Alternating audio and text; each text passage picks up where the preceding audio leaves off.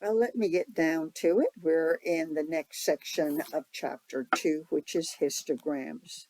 And histograms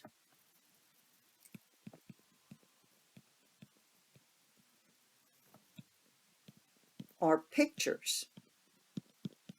I should say graphs, sorry.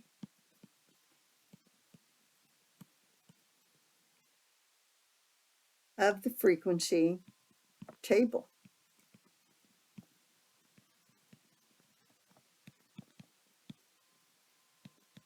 So this gives us a better look.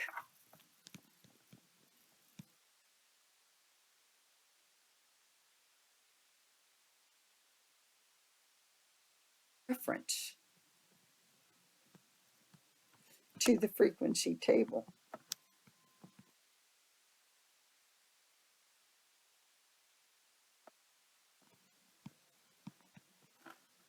So we're going to learn in this section how to construct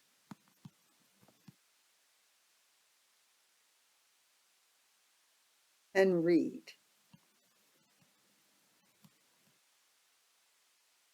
a histogram. So first let's look at the construction of what we need to know about these histograms. All right, I typed in here the difference between two consecutive lower class limits or consecutive lower class boundaries is a frequency. And so what we're talking about is that each bar is the size of the class width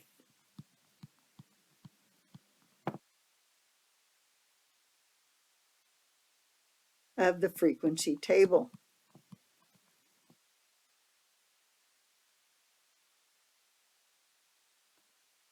Because they're connected, there is no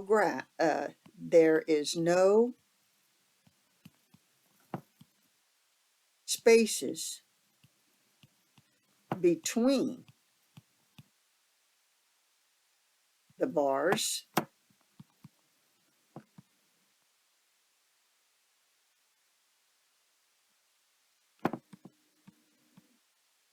unless an outlier exists. So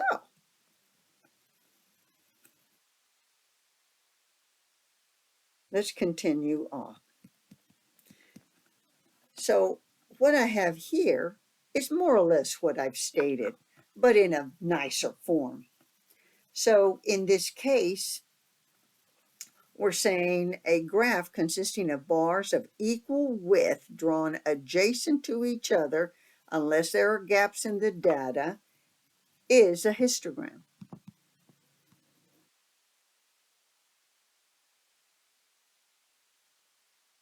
And the horizontal scale represents the classes of quantity data values, and the vertical is the frequencies.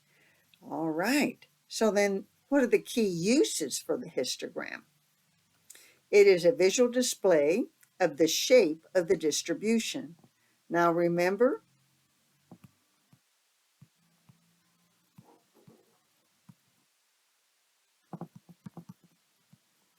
the closer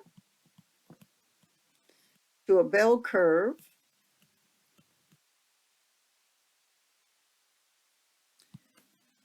the more representative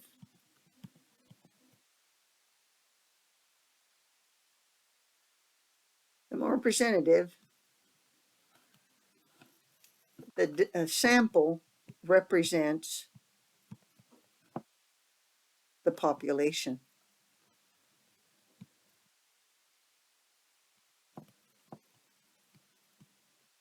So what else does this histogram have?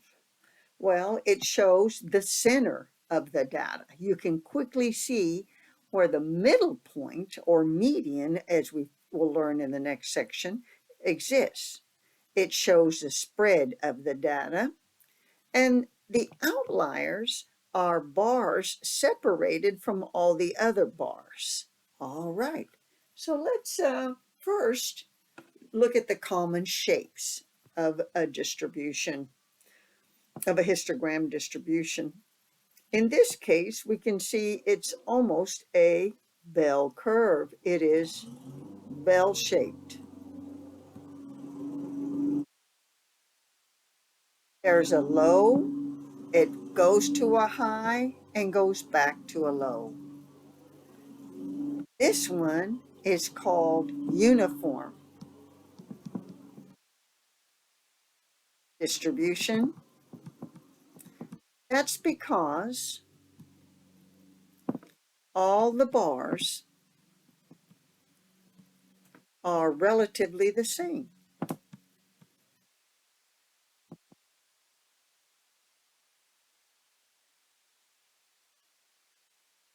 Now we come to some important data, which we'll discuss later in chapters 5, 6, and 7. And that is skewed to the right.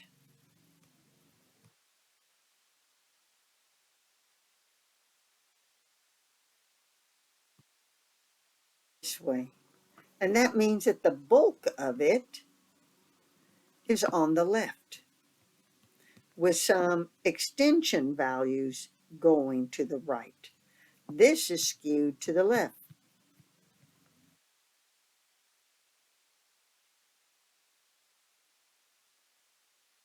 In other words, right here is extreme values that are not closely related to the maximum concept of the histogram. This was from our textbook, and I thought it was real easy to remember. Here, it's skewed to the right, and if it goes like this, it's skewed to the left, like your feet. So now let's look at some examples of what we can do with a histogram. Now here we have gaps in the data.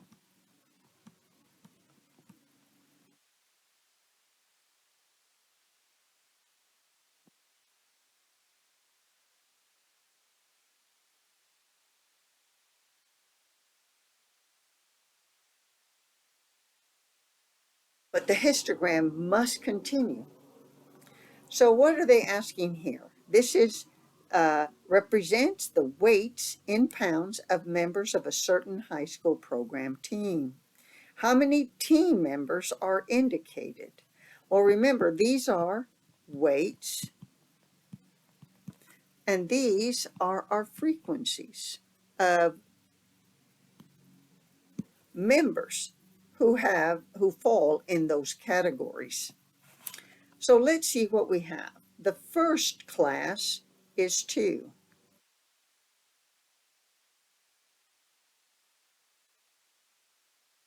The second class, now how did I get the 1? Because it goes right here, so that's a 1. The third,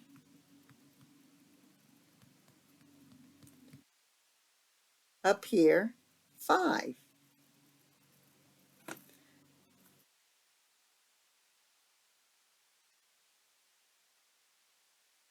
Class 4, which is uh, the 180s, well, it's 0. 5 is 3.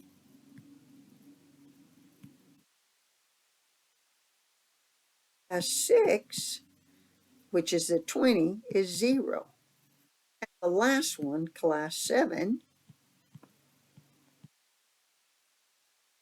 is again 2. So we have the sum of the classes, class frequencies, I should say,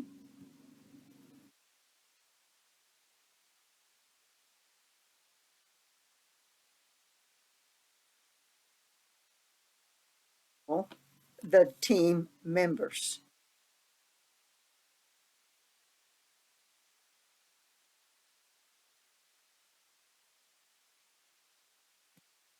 All right. So we're going to add all of those numbers. Now, 0 added to anything is the anything we started with.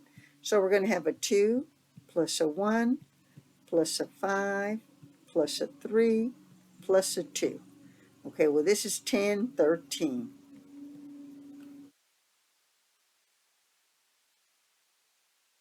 13 members of a programming team.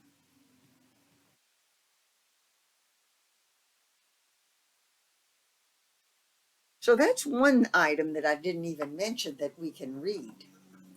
So let's look at the next example. This example is a histogram again, and it represents the weights in pounds of members of a certain debate team. What is the class width?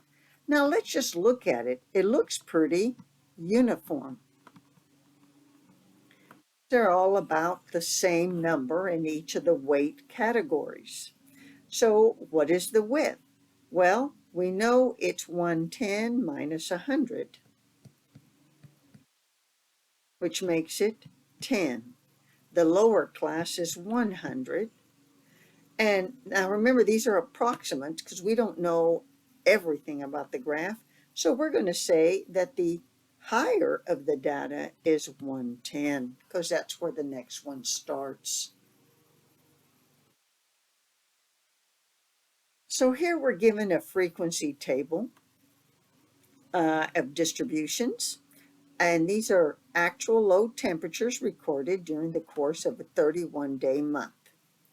Use frequency distribution to construct a histogram. Do the data appear to have a distribution that is approximately normal? So we're doing several things. So let's look. Class A, B, C, D, E, F, and G. And it goes from 39 to 45 to 51 to 57 to 63 to 69 to 70.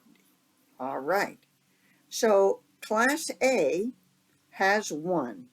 So in looking at the histogram, this is a bar and they have to be connected. So these two are not considered.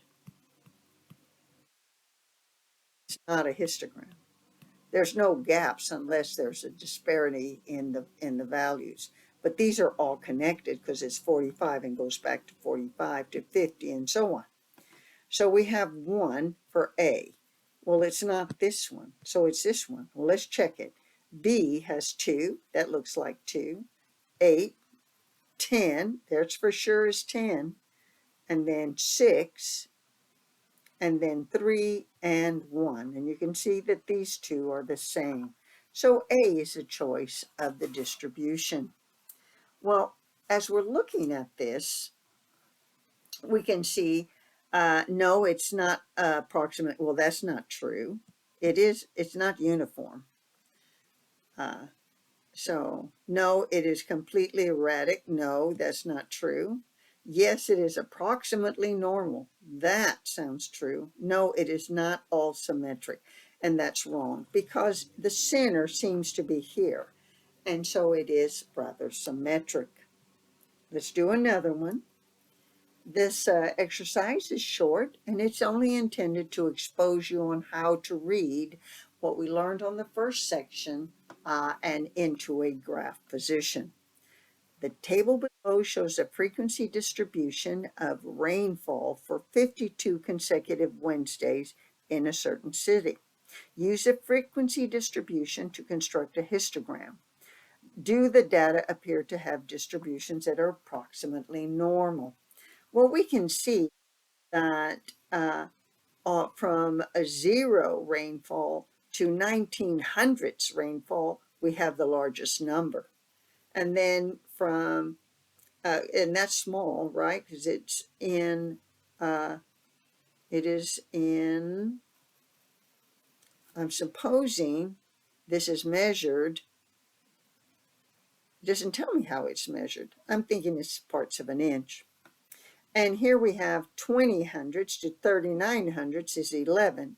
And then 5 and 1 and 2 and 8 at 1 to 1/19th, 1 and 19 hundredths inches. and 3 in that other one. So we're looking at a large and then similarly large, and then dropping down till it gets to the 8, and then it drops again.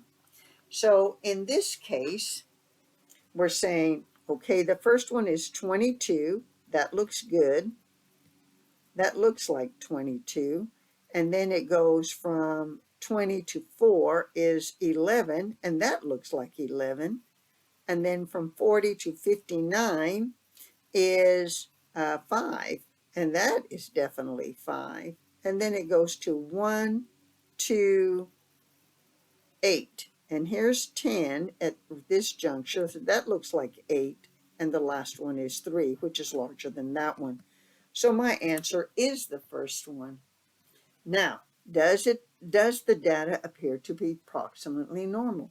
No, it does not. It looks like it goes down and up a little and down. So it looks like a curve. So this is not, it's not approximately normal. And this one says, no, it is approximately uniform. And that's not true because it's a curvature. No, it is not symmetric. Well, that makes sense. No, it has no obvious maximum. And that's false. So the only one that fits is that it is not symmetric. We cannot fold it.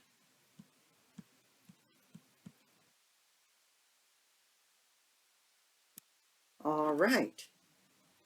And that completes our exposure to histograms.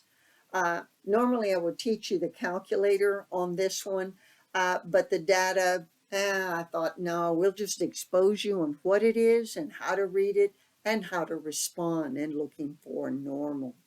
Now that you have listened to this video, please do the homework. Thank you for listening.